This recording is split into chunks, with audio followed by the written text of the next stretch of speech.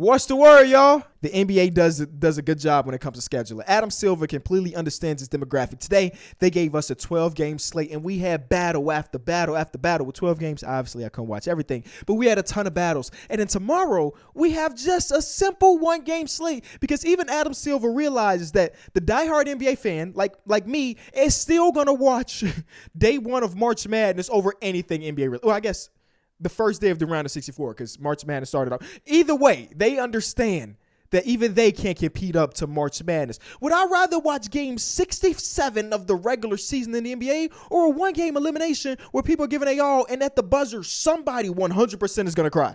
Give me the second option. You feel me? And the game that they did give us tomorrow is the battle for the 15th seed. It is Detroit versus Orlando. You know what? That's kind of like a little March Madness because the teams are just so young. But no, I'm going to take March Madness 100% of the time.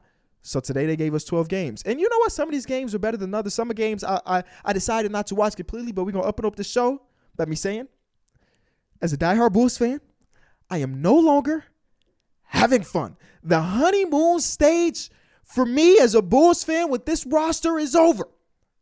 And I hate to say that, man. You know what? It lasted pretty good. I think I might be one of the last Bulls fans to get out of the honeymoon phase, but it's official, man. It's official. But before we deeply talk about that, it's bag talk, ladies and gentlemen. It's not often that we get ads on this channel, but we got one today. So shout out to our sponsor. Today's video is brought to you by Keeps. Fellas, let me keep it real with you. 2 out of 3 of us will experience some form of male pattern baldness by the time we're 35. Keeps can help with that. Keeps offers clinically proven research-based treatment to stop hair loss and improve hair growth. With Keeps, you get quality expert care without ever visiting a doctor's office or the pharmacy. All of Keeps treatments plans are doctor recommended and delivered straight to your door in about half the price at a traditional pharmacy. And when I say right to your doorstep, I really mean that you can easily subscribe to Keeps and get a refill reminder so you'll never run low on the products that you need to take care of your hair. Hair loss can stop with Keeps, and I got a deal for y'all. We talking 50% off your first order if you go to keeps.com/KennyForReal or click that link in the description. That's KEEPS.com/KennyForReal. Thank you to Keeps again for sponsoring today's video. Shout out to you for sitting through that ad, man. Shout out to Keeps for sponsoring the video. My daughter's due in a couple weeks, y'all. We got to get our bag, so hit that link in the description. Let's start off talking about the Bulls because we fall to another good team. This one, the final score ended up being 125-110, and the Bulls lost to the Utah Jazz in the game where in the third quarter, Donovan Mitchell absolutely dominated. And, you know, I watched this game, and in the first half, Donovan Mitchell was struggling, he wasn't taking a lot of shots. I think he had like 5-7 points at halftime. And in my mind, I knew that was not sustainable. There's no way you're going to prevent Donovan Mitchell from at least having 25. And in that third quarter, I think he had 25 by himself in that quarter. Like, the pick and roll defense for the Chicago Bulls has to be one of the worst in the entire league. I don't have the advanced stats to prove that, but it just feels like when you have a very good pick and roll player, the Bulls are going to get dominated. And I'm past the honeymoon phase of the Bulls. I'm still excited for the fact that we are going to have playoff basketball in Chicago because even at the record of 41-28, that's better than a lot of people expected. And I think coming into this season, when we were talking about on my podcast or even across this channel, I mentioned plenty of times before, even when we were the height of the days where the Bulls were 7-0 or 7-1 and we beat up on the Lakers when everybody thought the Lakers were a good team, I said multiple times on all my platforms that I did not see this Bulls team as a championship team, as a contender. All of that, but they were still like a 2% chance deep down. The biased Bulls fan of me was like, if the pieces fall right, it's a possibility. I just don't see that as a reality because we're getting to the point now where like I'm tuning into Bulls games against good teams and I'm like, how much we losing by today? You know what I'm saying? I hate to do that because it's my team and we're supposed to be good at this point. Like when you're a rebuilding team, you can do that and you know what I'm saying, you don't feel guilty about it. But I feel guilty having that feeling when we're going against good teams because this roster hasn't showcased that they can beat competent, good talent. And what makes it worse is with these last 13 games left of the season, we have the hardest schedule in the entire NBA. With today's loss and the Boston Celtics winning, we've lost the 4th seed and now we're the 5th seed, potentially going against the Boston Celtics if the season were to end today. That's a terrible matchup for us. That's a first round exit for my Bulls potentially. You feel me? And with 13 games left, we still got to play against the Suns once, which is coming up on this Friday. We got to go against the Heat once. We have to go against the Bucks 2 more times. Somehow we've only played the Bucks 2 times this season.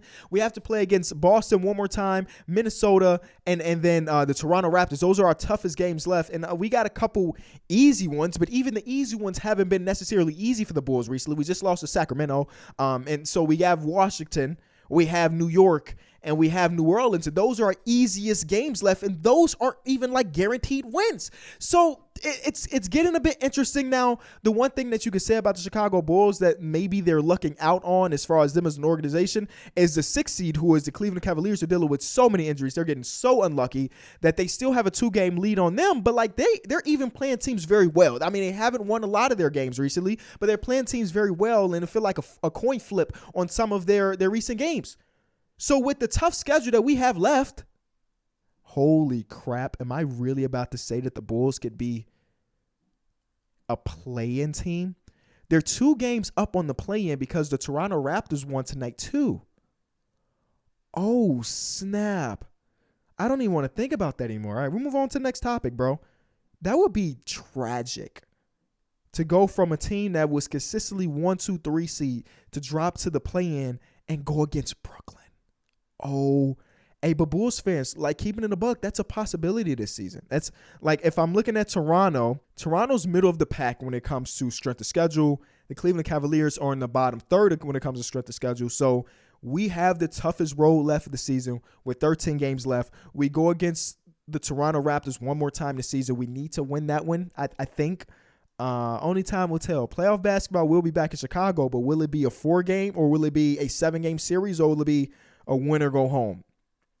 Damn, I'm so mad at myself for even getting that thought in my head. Let's move on to the next game. Some of these are definitely going to be rapid fire. Birthday boy Joel Embiid ended up with 35 points, 17 rebounds, 5 assists in a game where he only shot 10 free throws. And I say only. That feels like low for Joel Embiid. And I remember I clicked on this game. It was the first game of the day. I'm like, all right, let's see how they match up against Joel Embiid. Will it be Evan Mobley? Because I was super excited to potentially see the rookie Evan Mobley, who is one of the better rookie defending big men that I've seen in a very long time. I was curious to see, will he get the Joel Embiid assignment most of the time? And no, they gave it to Larry Marketing.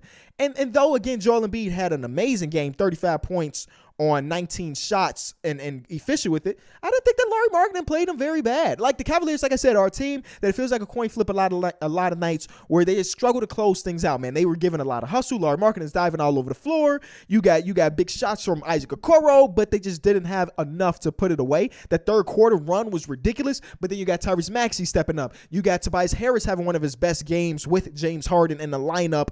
But the thing about the 76ers recently, at least, and probably going to be the thing when it comes playoff time, is the depth just did not show up. I do not understand, and I might sound like a hater right now, but hey, I don't understand how DeAndre Jordan continues to get opportunities, dog. I don't understand. I'm going to have to go back. I'm looking at DeAndre Jordan. He's played for Philly. He's played for LA. He's played for Brooklyn 2 years before that. And so I would say these last 2 to 3 seasons for DeAndre Jordan have been like nothings.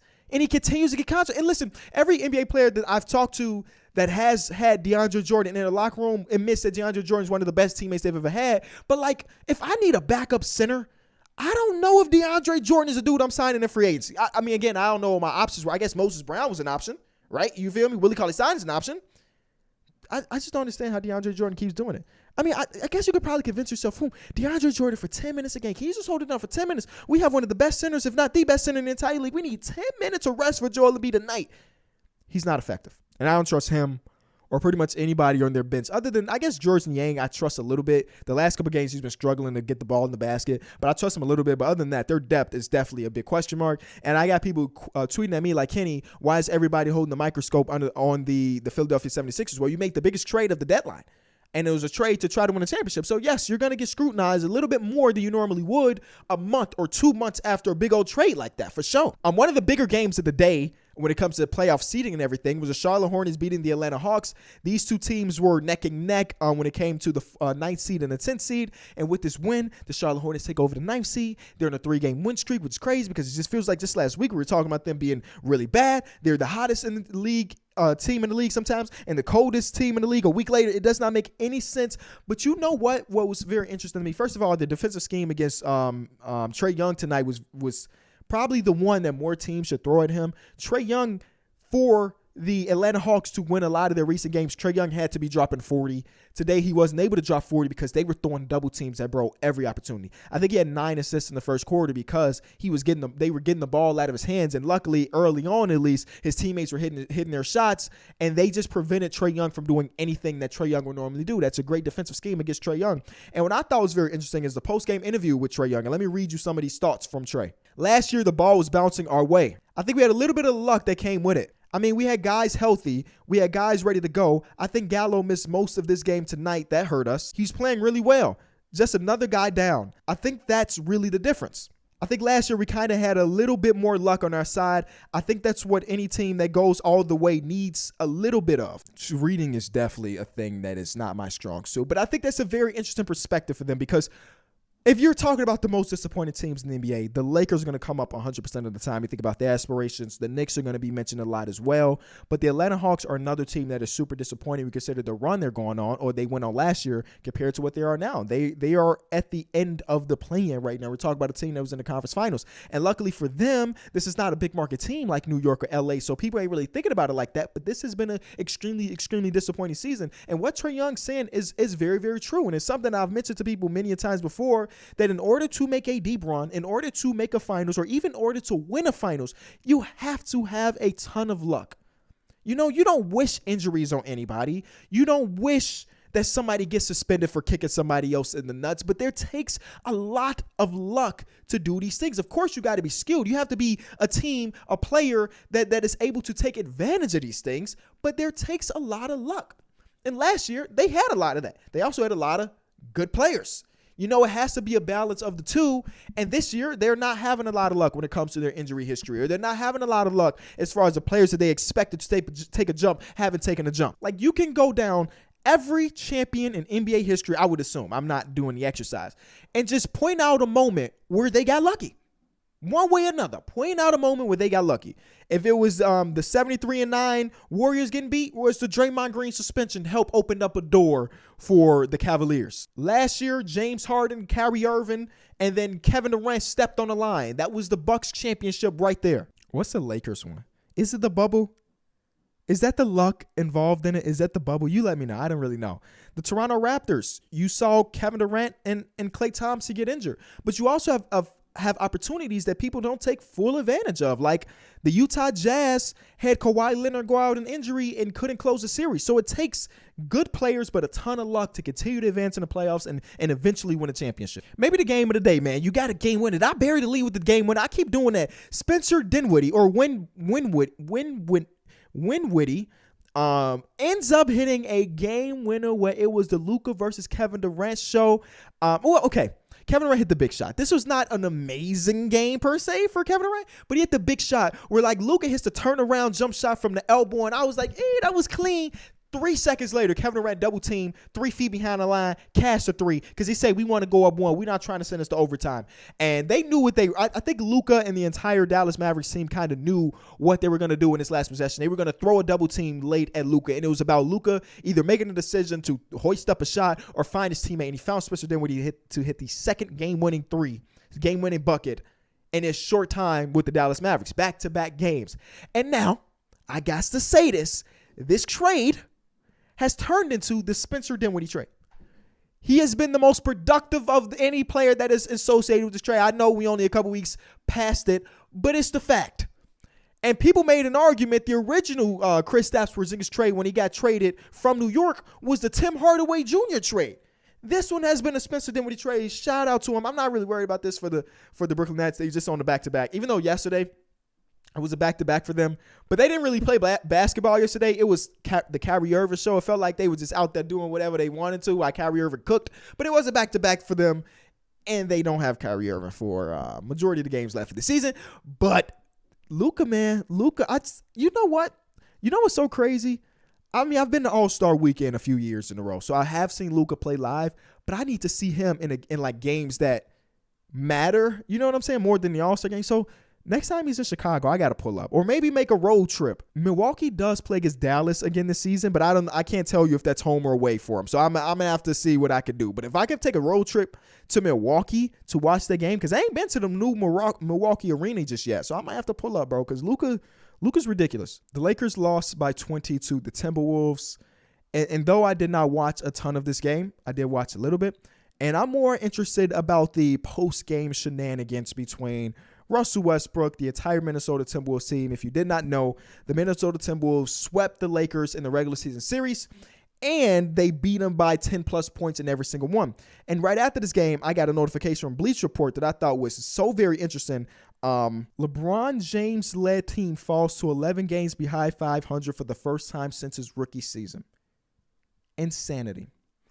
And then they got to the debate in the party about, is this the worst team LeBron James ever played with? And my argument was, is it the worst team on paper? Absolutely not.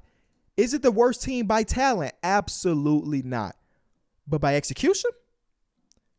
Very, very good case. Again, I did not watch this game, so I can tell you the ins and outs of it, but I have seen the clips that have surrounded or circled around Twitter.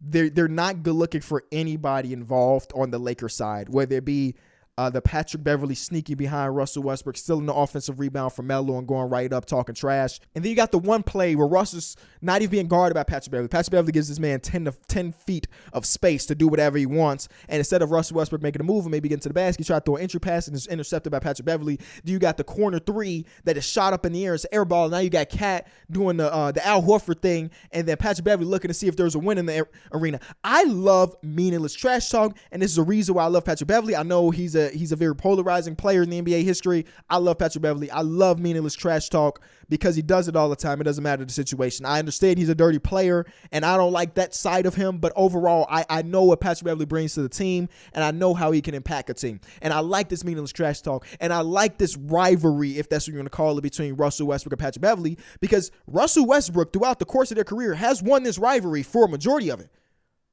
But now Patrick Beverley is winning. They swept them in the season series. They beat them by 10-plus points every time. And Russell Westbrook is struggling in a lot of these games. So after the game, Russell Westbrook goes to the podium. He's asked about this trash talking or these antics, and he says, nobody on this team has done anything to warrant the trash talk that they are spitting. And I just don't agree with that. I don't think you need to have a Hall of Fame resume to pop your collar a little bit. That's all. I don't think you need to be a person that's been in the finals. I don't think you need to be a former MVP to pop your collar a little bit. I think it's cool. I think it's fine. It's a regular season game of basketball. And this team gets up to play y'all. Y'all are the LA Lakers. Majority of teams are going to come up or get up to play against you because you have some of the most historically gifted basketball players of all time. LeBron James might be the greatest player of all time. He's one or he's number two. Dwight Howard is a Hall of Famer. You are a Hall of Famer. Russell Westbrook, Carmelo Anthony's a Hall of Famer. So yes, these are people that the people are going to get up to play against y'all, and y'all still be not doing nothing. So I hate the idea of like and Russell Westbrook, man, you have to be a former MVP to talk trash to him. It's kind of lame. It's kind of lame. I want a world where the Patrick Beverleys of the world can talk trash, and also you, Russ. I miss seeing you rock the baby. I need you to get back to that point. I ain't seen bro rock a baby or call somebody a baby in a minute. And I know it's hard to do something like that when you can't win a game unless LeBron is dropping 50. You know? And I understand post-game interviews has never been a Russell Westbrook thing. He's never given you a really good answer in a post-game interview. But this one rubbed a lot of people the wrong way. And even, I guess you can look at it from banter in itself. It might have been blown out of proportion for sure. But it's okay to trash talk. Lonnie Walker hit a game winner. And you know what? I watched the majority of this game, and I don't really have any crazy takeaways other than Shea is still unguardable when he puts his head down and try to get to the basket. Darius Bazley has had 20-plus points in 3 straight games. Poku had a great defensive possession on DeJounte Murray. He had a game-winning layup. At least that's what we thought it was going to be. And he scored 10-plus points in his last, 5 games or so. But you did get Lonnie Walker, who did not have a good shooting night, but he ended up with a dub, and he hit the game winner. DeJounte Murray, a good counting stats game. Keldon Johnson, again, has just continued to be a sniper early in the season. Bro, you had to pay him to take shots on three-pointers specifically, and now he's doing that. And he has this release point that has always looked like he kind of leaning. You know what I'm saying? So getting a good contest on it is basically non-existent, and they win this game. Okay, see, this is a good loss if you ask me. You competed, but you lost and just improved the lottery odds. You know what? The Celtics-Warriors game is something that didn't get a lot of eyes to me, and I know people are tweeting at me, Marcus Smart must be stopped, but I don't even know what Marcus Smart did. I saw that Stephen Curry left the game in the second quarter. Was that because of Marcus Smart? I would have to go back and look. I don't even really know what happened in this one. I did see that they scored like 32 points in the first half, so that's not great. And then lastly, the Raptors sneak away with a win. Again, some controversial calls down the stretch, faux show. Some bad boxing out down the stretch, faux show. And Freddie missing 2 free throws down in the clutch. I don't really like that, Freddie. We gotta be better. Scotty Barnes, big plays down the stretch. But I really want to talk about Pascal Siakam because he has been absolutely incredible in this month. And this is not even this is now including tonight's game. Shout out to ESPN for being up to date with their statistics. This month, from March 1st to March 16th, and that is 2, 4, 6, 8, 9 games, he has been averaging 26 points per game, 5 assists, 8 rebounds, 50% from the field, 42% from 3. And the team has only lost 3 games in that span and currently on a 5-game winning streak.